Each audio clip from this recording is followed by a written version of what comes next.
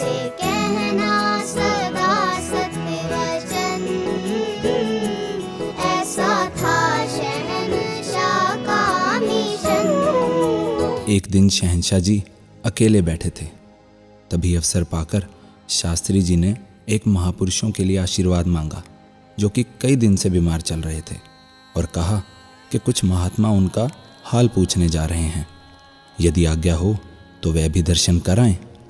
यह सुनकर शहंशाह जी ने चेतन करते हुए कहा, ज़रूर जाओ, पर याद रखो कि संतजन समर्थ होते हैं। वे बीमारी को दूर करना चाहें तो कर सकते हैं, परंतु वे दूर नहीं करते, बल्कि इसके विपरीत वे बीमारी को पका देते हैं। मैं उन्हें कहता हूँ कि गए तो आप भला करने थे, इसके विपरीत उस पर बोझ डाल आए हो। वहाँ जाकर आप सभी एक ही बात रखें कि सच्चा पातशाह रहमत करेगा। आप चरण धोकर पिएं। चरणामृत यदि साथ ले जाते हैं और पिला देते हैं तो कोई बात नहीं कि वे ठीक ना हो, परंतु यदि कोई जाकर यह कहे कि ओहो बीमारी तो बहुत खतरनाक है, किस डॉक्टर का इलाज किया है, यदि वे कहता है कि अमुक डॉक्टर का, तो कहते हैं कि नहीं और किसी दूसरे डॉक्टर से दवा लेने की सलाह देते हैं, तो उसकी बीमारी और बढ़ जाती है, क्योंकि संतों के वचन पूर्ण तो अवश्य होने हैं। उधर वह पहले ही बहुत पैसे खर्च चुका होता है और आप उसे दूसरा डॉक्टर बता देते हैं। अब यदि वह आपका कहना नहीं मानता तो वह ठीक नहीं हो सकता। फिर कोई और महापुरुष जाता है और इसी प्रकार कोई और सलाह दे आता है, तो फिर रोगी किस प्रकार ठीक हो। इसलिए सब डॉक्टर बनकर ना जाया करें, बल्कि सभी यह कहा करें कि सच्चा पातशाह कृपा करेगा, संतों का चरणामृत पियो, निराकार दातार ठीक कर देगा। शास्त्री जी ने यह वचन सभी महापुरुषों को सुनाए।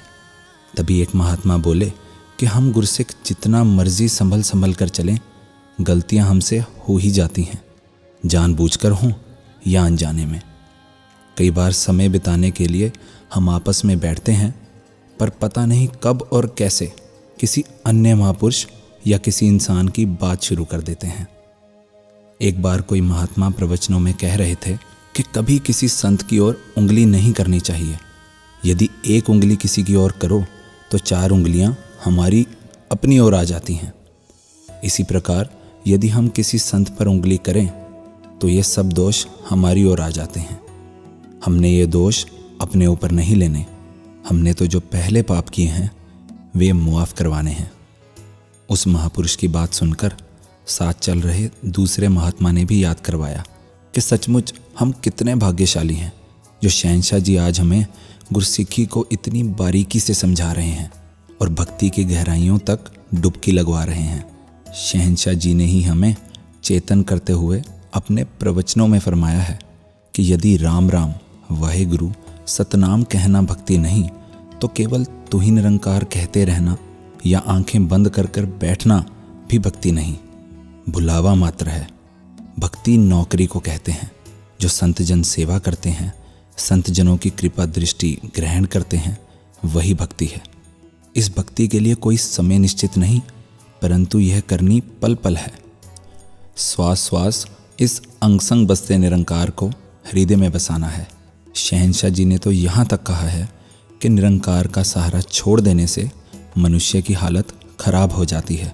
जो गुरु के वचन सुनकर उसे नहीं मानता वह शिष्य नहीं, बेमुख है। प्रभु को भूलने से दुख तो दुख रहे, सुख भी दुख बन जाता है। से कहना